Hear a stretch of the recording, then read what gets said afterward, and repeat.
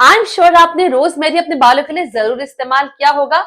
वहीं पे आपने एलोवेरा भी नहीं छोड़ा होगा। लेकिन कभी सोचा है कि क्या होगा अगर हम रोजमेरी को और एलोवेरा को मिक्स कर कर एक शैम्पू ऐसा बनाएं जिससे आपके बाल सॉफ्ट मुलायम भी हो और आपके बालों की ग्रोथ भी साथ साथ होती रहे। तो चल के देखते हैं किस तरीके से इसको बनाना है। वीडियो अगर अच्छी लगे तो उसको लाइक जरूर करना, बहुत मेहनत से वीडियो बनती है। एक पैन लें। याद रखें कि इसका बॉटम थिक हो ताकि हीट इवनली स्प्रेड हो सके। इसमें डाल रहे हैं 200 ml के करीब पानी। यहाँ पर आपको पानी की मेजरमेंट का बहुत ख्याल रखना है।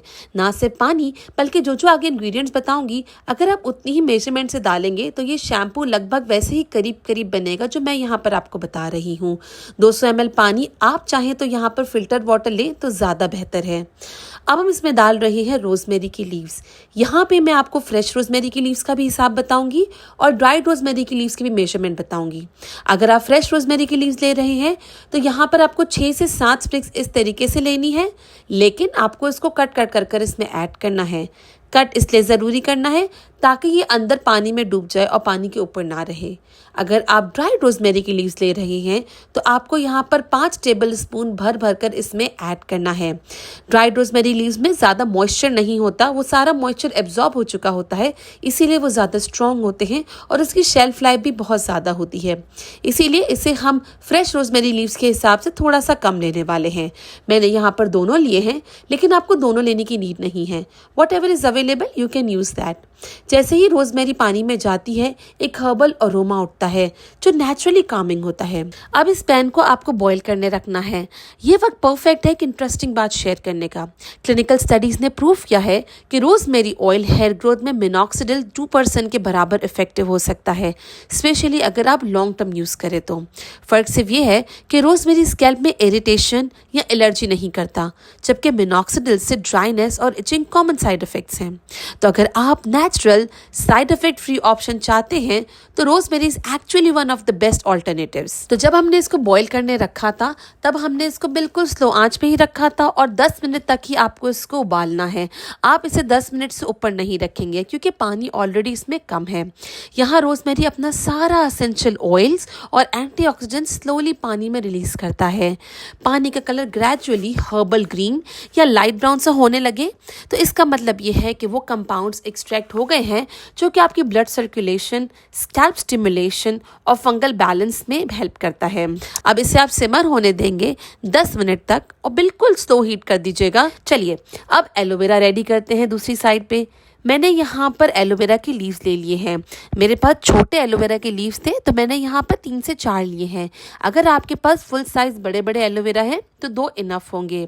इसे मैंने एक रात पहले पानी में इस तरीके से डालकर फ्रिज में ओवरनाइट रख दिया था। आप देख सकते हैं कि इसका एलोइन निकल गया है। ये एलोइन ये येलोइश कलर का मटीरियल है जो कि आपको पानी में दिख रहा होगा। ये कुछ लोगों को माइल्डली इरिटेट कर सकता है, इसीलिए बेहतर है कि आप इसे पहले ही निकाल लीजिए। अब साइड से एलोवेरा को कट कर कर अंदर का जेल भी हमें स्क्रैप कर लेना है। हर जगह से हल्का हल्का निकालना है। मेक श्योर कि इसमें कोई भी ग्रीन पार्ट ना रहे। अब ये ग्रीन पार्ट में से सारा एलोवेरा आपको चम्मच की मदद से इजीली स्क्रैप आउट कर लेना है। ग्रीन पार्ट वैसे ज़्यादा डेंजरस नहीं होता, हम अपने बालों की रेमेडीज में यूज़ करते हैं, लेकिन यहाँ पर हमें सिर्फ वाइट पार्ट ही दरकार है। ये जेल को अब हम ब्लेंडर में डाल रहे हैं। एलो जेल सिर्फ मॉइस्चर ही लॉक नहीं करता बल्कि स्कैल्प के डेड सेल्स को जेंटली रिमूव करता है और नई ग्रोथ के लिए एनवायरनमेंट भी प्रिपेयर करता है। अब ये जो रोजमेरी का पानी अगली तरफ बनके रेडी हो चुका है उसे हम ले लेंगे। अगर आपने फ्रेश रोजमेरी के लीव्स यूज़ किए थे तो आपको उसको छानने की ज़रूरत नहीं है क्योंकि लीव्स एक तरफ हो जाएंगे और पानी एक तरफ हो जाएगा। लेकिन ड्राइड रोजमेरी की लीव्स इस तरीके से फैले हुए होते हैं, इसीलिए हम इसे छान लेते हैं पहले। अब इस पानी को हमें उस एलोवेरा के साथ मिक्स करना है जो कि हमने ब्लेंडर में डाला था। आप यहाँ पर भी क्वान्टिटी बहुत ख्याल से लेनी है। आप यहाँ पर टेबल स्पून यानी खाने के चम्मच गिनकर 10 टेबल स्पून इसमें ऐड करेंगे। ये जो रोजमेरी का वाटर है आप नोट करेंगे कि सरफेस पे थोड़ा सा ऑयल फ्लोट हो रहा है। आई डोंट नो कि आप देख सकते हैं कि नहीं, लेकिन अगर आप खुद बनाएंगे तो आप ज़रूर देखेंगे। ये रोजमेरी के एसेंशियल ऑयल्स हैं जो सबसे पावरफुल पार्ट होता है। अब इसे हम दोनों चीज़ों को अच्छे से ब्लेंड करेंगे, सिर्फ इतना कि जो टेक्सचर है वो स्मूथ हो जाए और क्रीमी हो जाए। ये बेस बन गया है हमारे शैम्पू का। अब आती है मेन बात। इस स्टेज पर आपके पास दो ऑप्शंस हैं। अगर आपके पास नेचुरल शैम्पू बेस अवेलेबल है, जैसे कि सल्फेट फ्री या सेफ लिक्विड बेस, जैसे मैं यहाँ पे यूज़ कर रही हूँ, इसमें सिर्फ शैम्पू बेस है, इसमें कोई भी सल्फेट वाला मटेरियल नहीं है। ये परफेक्ट है आपके स्कैल्प के लिए और सेफ भी है। तो अगर आपके पास ऐसा कोई सल्फेट फ्री बेस मौजूद है तो आपको इसमें 2 tablespoon creamy aloe rosemary blend में ऐड कर देना है। ये ऑप्शन उनके लिए बेस्ट है जो एक mild foaming but fully natural shampoo बनाना चाहते हैं विदाउट सोप। इस शैम्पू बेस को भी इसमें आप डालें और चाहें तो साथ ही मिक्स कर लीजिए या आप इसे चम्मच से भी मिक्स कर सकते हैं। अब जो दूसरा ऑप्शन है वो ये है कि अगर आपके पास शैम्पू बेस नहीं है या आप यूज़ नहीं करना चाहते तो आप यूज़ कर सकते हैं न्यूट्रल ग्लिसरीन सोप। एक सोप बार ले लें, बहुत इजीली ऑनलाइन मिल जाता है। कोशिश कीजिए फ्रेग्रेंस फ्री हो और डाई फ्री हो। ये बार नॉर्मली 120 या 125 ग्राम के आते हैं, आपको आधा बार यूज़ करना होगा यानी तकरीबन 60 ग्राम, तो आप इसको आधा कट कर लें। इसे छोटे पीसेस में कट कर लें ताकि ये अच्छे से इसमें डिज़ोल्व हो जाए। अब आपको क्या करना होगा कि इस सोप को आपको एक बोल में डालना है और उस बोल में 5 टेबलस्पून बॉइलिंग वाटर डालना है और इसे मिक्स करते जाएं जब तक ये अच्छे से क्रीमी मेल्ट ना हो जाए और बिल्कुल डिज़ोल्व ना हो जाए। अब जब इस तरीके से ये सोप डिज़ोल्व हो जाएगा तो फिर आप उसको सेम मिक्सचर में ऐड कर सकते हैं जिसमें हमने शैम्पू बेस ऐड किया था। अब ये melted soap mixture aloe rosemary blend में डाल दें। दोबारा ब्लेंडर यूज कर सकते हैं या हैंड विस्क भी चल जाएगा। मिक्स करते रहिए जब तक सोप के कोई विजिबल टुकड़े ना रह जाएं। आप देखेंगे कि दोनों में से जो भी आप डालेंगे टेक्सचर अब और ज़्यादा फोमी और क्रीमी हो गया है और झाग बहुत ज़्यादा अच्छे बनने लगा है। ये जो स्क्रीन पे आप देख रहे हैं ये शैम्पू बेस है। आप देखें जैसे हमने शैम्पू बेस डालकर इसको मिक्स किया है ये ऊपर तक आ रहा है और इसमें अच्छा खासा फोम बन रहा है, ऑलमोस्ट सलून शैम्पू जैसा। ये वही कंसिस्टेंसी है जो स्कैल्प के लिए जेंटल भी होती है और इफेक्टिव भी होती है। इस शैम्पू को आप किसी भी शीशे के कंटेनर में रख लीजिए। मेरे वो लोग जो कि पूछते हैं कि हमारे पास शीशे का जार नहीं है तो क्या हम प्लास्टिक में रख सकते हैं कि नहीं, बिल्कुल रख सकते हैं। सिर्फ इस बात का ख्याल रखिएगा कि जो प्लास्टिक का कंटेनर है वो BPA फ्री प्लास्टिक हो। इसे आप फ्रिज में भी रख सकते हैं, 10 से 12 दिन तक फ्रेश रहता है।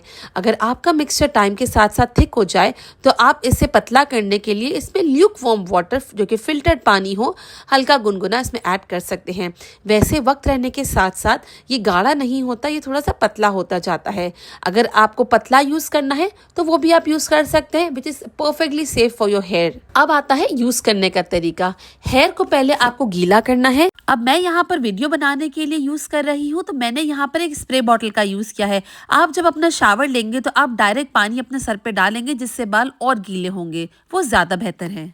और ये शैम्पू डायरेक्टली स्कैल्प पे अप्लाई करना है। इसको लगाने से पहले हमेशा कंटेनर को थोड़ी देर के लिए इस तरीके से शेक कीजिए ताकि सारी चीजें आपस में मिल जाएं। फिंगर से 3 से 4 मिनट तक आपको इसकी अच्छे से मसाज करनी है।